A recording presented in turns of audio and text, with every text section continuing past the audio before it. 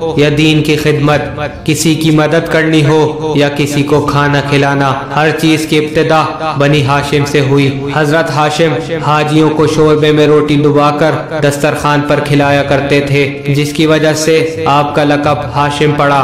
حضرت ہاشم کے بعد حضرت عبد المطلب نے یہ دسترخوان بچھایا، اور حضرت عبد المطلب کے بعد یہ دسترخوان حضرت ابو طالب نے بچھایا اور اس دسترخوان پر دودھ کا اضافہ کیا۔ حضرت ابو طالب کے بعد اسی طرح یہ سلسلہ رسول اللہ اور امام علی تک پہنچا، یہاں تک کہ بی بی خدیجہ نے جب دین کی خدمت کرنا شروع کی تو کئی لوگ آپ کی دی گئی روٹیوں سے فیضیاب ہوا کرتے تھے۔ پھر اس کے بعد امام حسن علیہ السلام نے باقاعدہ طور پر مدینے میں دسترخوان قائم کیا۔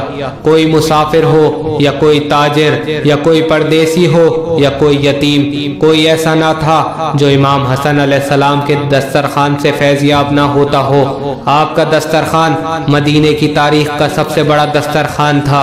ایک شخص جب مدینے میں داخل ہوا تو دیکھا ایک شخص جو کی سوکھی روٹی پانی سے لگا کر کھا رہا ہے۔ اس نے پوچھا یہاں کہیں کھانا ملے گا؟ تو سب نے ایک ہی دروازے کا پتہ دیا جو کہ کریم اہل بیت کا دروازہ تھا۔ امام حسن کا ایک لقب کریم اہل بیت بھی ہے، یعنی اہل بیت کا کریم۔ پھر وہ گیا اور اس دسترخوان پر بیٹھ گیا اور دیکھا ساری دنیا کی نعمتیں اس دسترخوان پر موجود ہیں۔ جیسے ہی کھانا شروع کیا تو اس کے دل میں خیال آیا کچھ کھانا اس شخص کے لیے رکھ لیتا ہوں جو سوکھی روٹی کھا رہا تھا۔ بس ایک لقمہ کھاتا اور ایک لقمہ بچاتا جا رہا تھا۔ جب امام حسن علیہ السلام نے دیکھا تو اس شخص سے کہا اے شخص، اگر تجھے کسی کے لیے لے جانا ہے تو میں اور کھانا دے دوں گا۔ تو اس نے جواب دیا جب میں یہاں آ رہا تھا تو میں نے دیکھا ایک شخص جو کی سوکھی روٹی پانی سے لگا کر کھا رہا تھا، تو میں نے سوچا اس کے لیے کچھ لے جاؤں۔ امام حسن علیہ السلام نے کہا اے شخص، وہ کوئی اور نہیں میرے بابا اور حاکم وقت علی ابن ابی طالب ہیں۔